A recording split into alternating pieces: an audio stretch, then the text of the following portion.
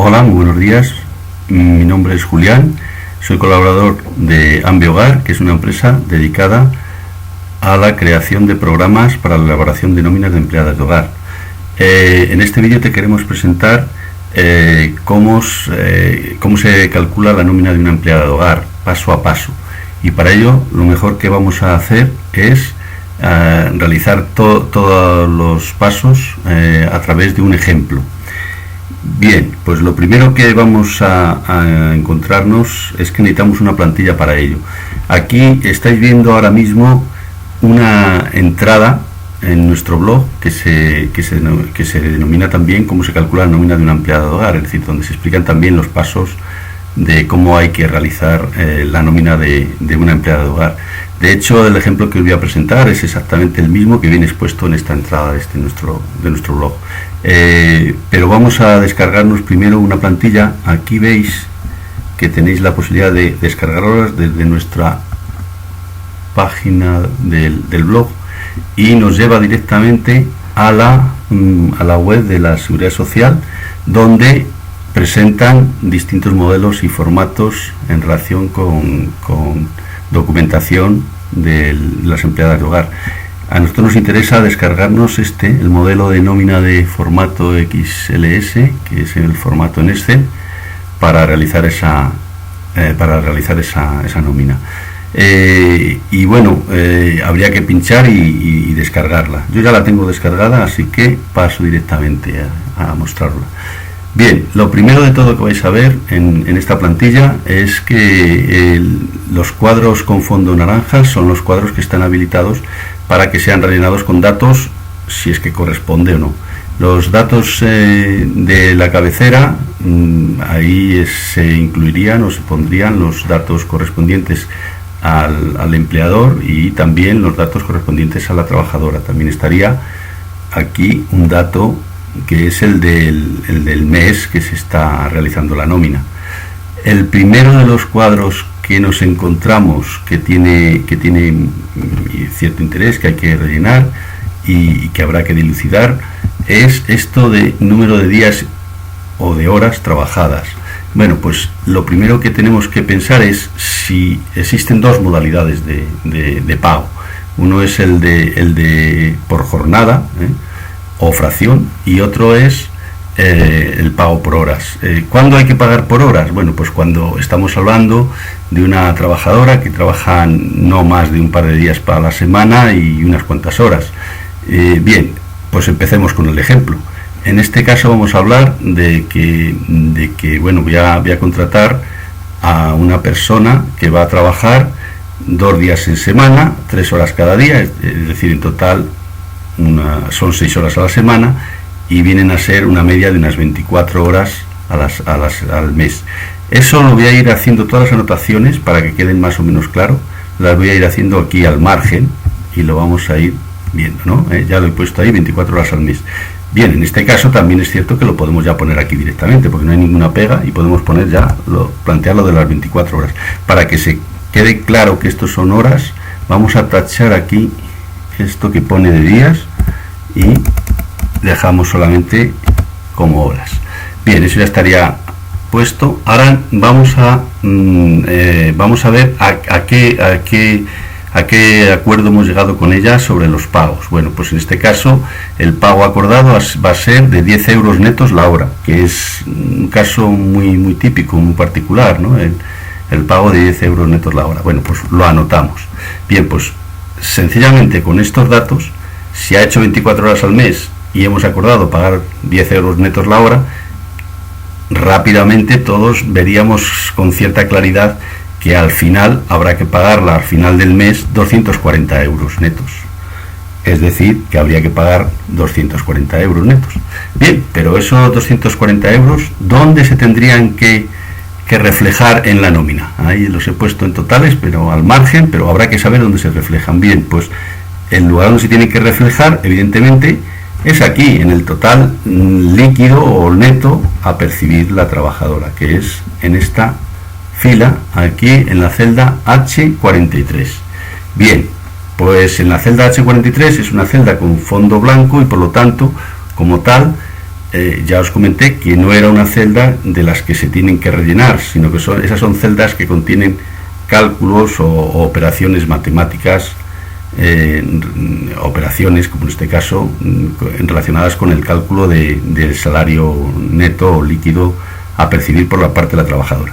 Entonces, de momento, vamos a ver cómo luego llegamos hasta ese importe, pero de momento lo vamos a anotar aquí al margen, como estamos haciendo con todo, ¿no? Entonces, anotemos los 240 euros, sabemos que ahí en esta celda nos tiene que dar 240 euros, pero vamos a ver cómo llegamos hasta allí.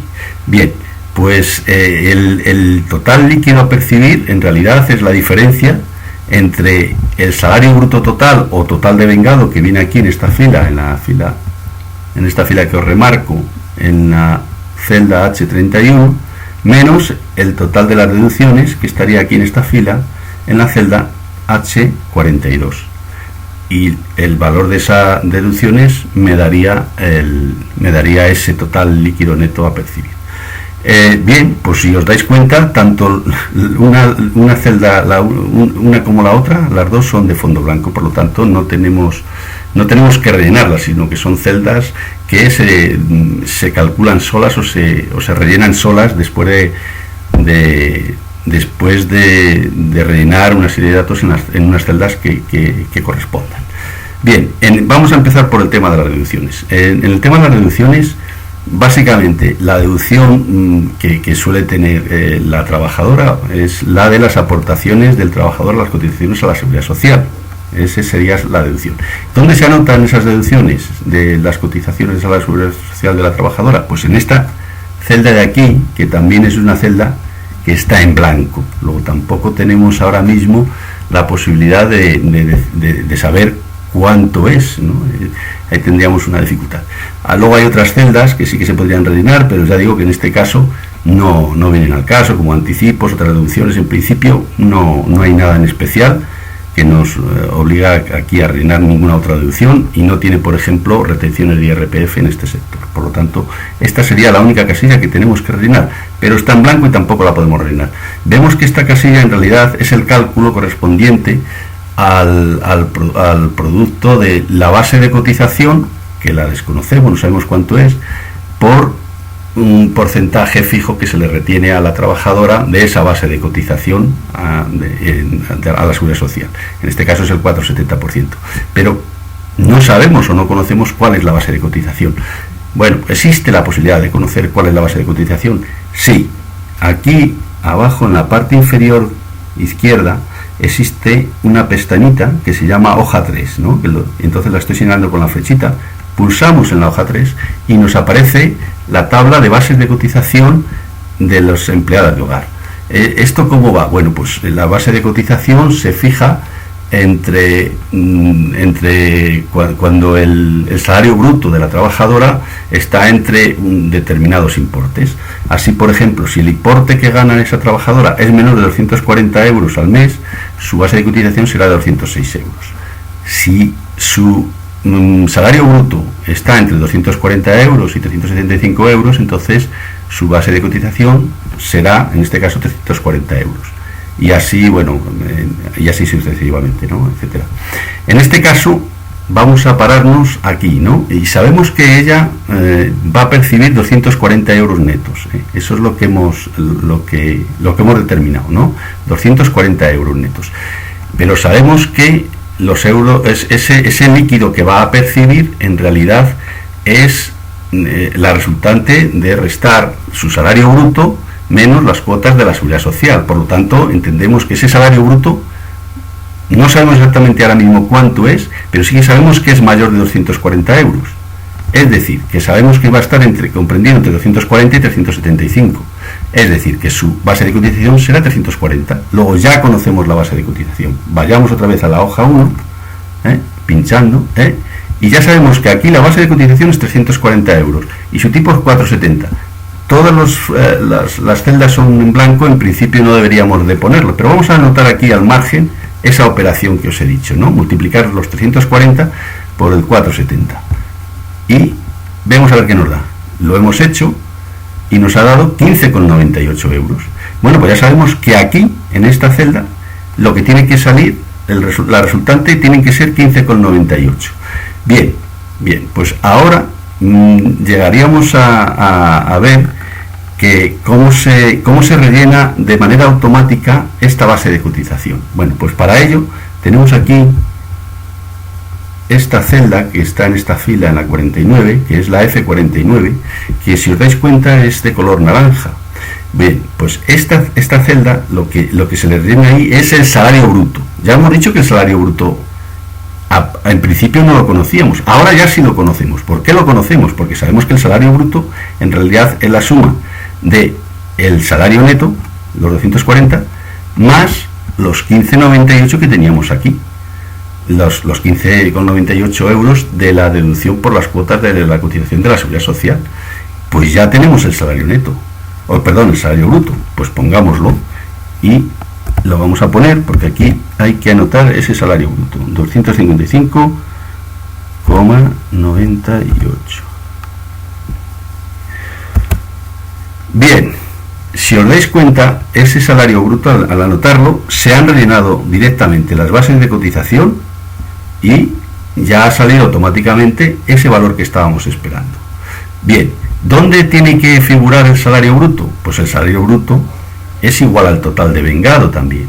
Luego pongamos aquí que ese es el salario bruto. O sea que el salario bruto no solamente se pone aquí, sino que también estaría trasladado aquí.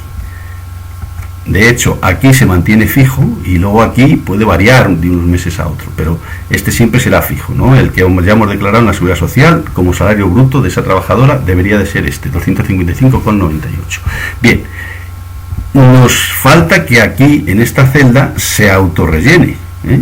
Para ello vamos a tener que ver de qué se compone el salario bruto. Bueno, pues el salario bruto, digamos, es la suma básicamente del salario base que veis aquí, principalmente el salario base, la prorrata de las pagas extras que vienen aquí, estas dos de aquí, las dos prorratas pagas extras, y a veces, si aplican o no, ciertos complementos salariales o salarios en especie, como vienen aquí, en esta zona de aquí, también aquí vienen salarios en especie, alojamiento, manutención, transportes, etcétera, y otras percepciones no salariales o extrasalariales.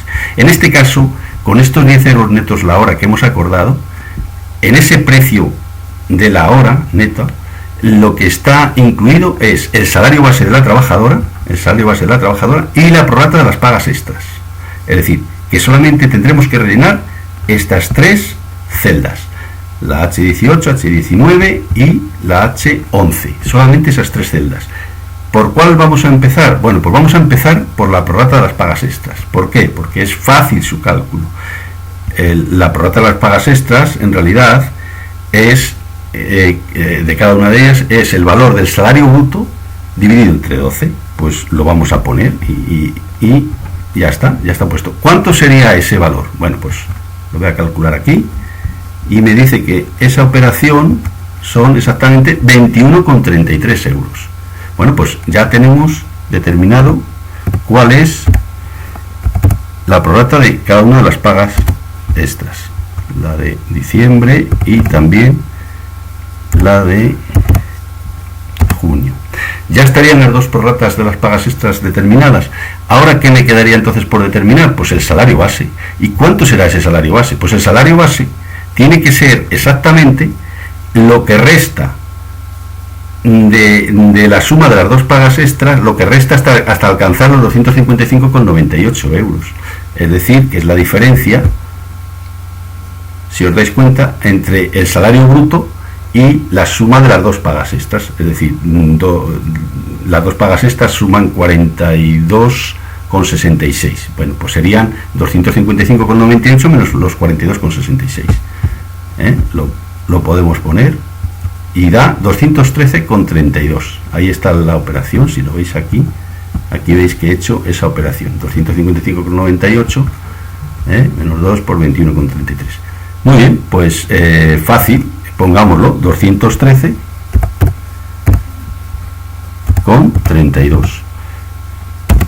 Pues ya estaría la nómina preparada. Ya, bueno, aparte de que no hemos rellenado las cabeceras y el mes, pero todo lo demás, habría quedado ya completo. Si os dais cuenta, todos los datos están rellenos, los que harían falta, y lo único que vamos a repasar, esta parte de aquí, que es una información que obliga la ley, que son al empleado hay que informarle de todas las aportaciones que el empleador está haciendo a la seguridad social por esa persona.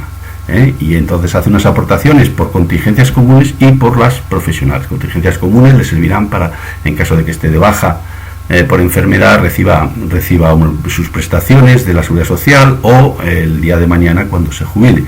Y las contingencias profesionales pues estarían relacionadas con que si tiene un accidente de trabajo estaría cubierto también.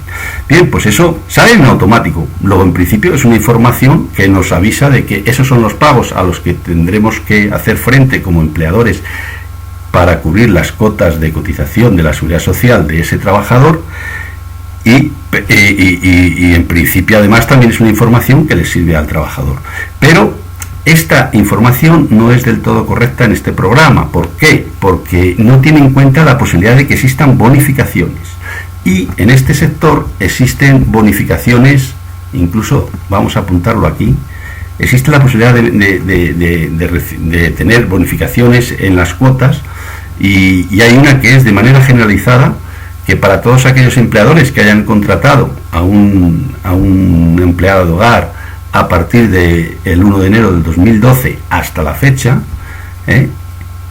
reciben una bonificación, una deducción, se pueden deducir de las cuotas por contingencias comunes del 20%, una deducción del 20%.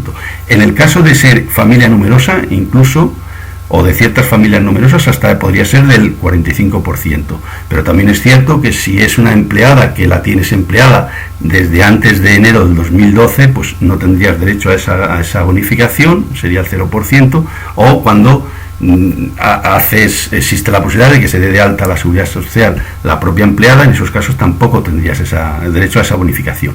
Bien, pues como tenemos en este caso, vamos a considerar que es el más común que tengas derecho a una bonificación del 20% en las cuotas a la seguridad social por contingencias comunes, pues aquí en lugar de 80,24 habrá que decir que eso es el 80%, porque hay que deducir ese 20%, ¿no? Entonces solo pagarás un 80%, lo vamos a poner, el 80% de ese importe. Perdón, que no estaba bien. Y sale 64,19, como veis aquí, el importe que saldría. Ya os había dicho que no había que hacer ninguna modificación sobre celdas blancas con fondo blanco, pero en este caso sí hay que hacerla. Bien, pues con esto ya estaría completada la nómina, y lo único que quedaría es, bueno, si en un momento determinado es esto digamos que esta sería la nómina para un mes, pero también es cierto que otros meses puede ser que la trabajadora haga, por ejemplo, 20 horas en lugar de 24, bueno, pues sabemos que sus salarios netos no van a ser 240, sino que serían 210, o sea, y habría que volver a recalcular mes a mes.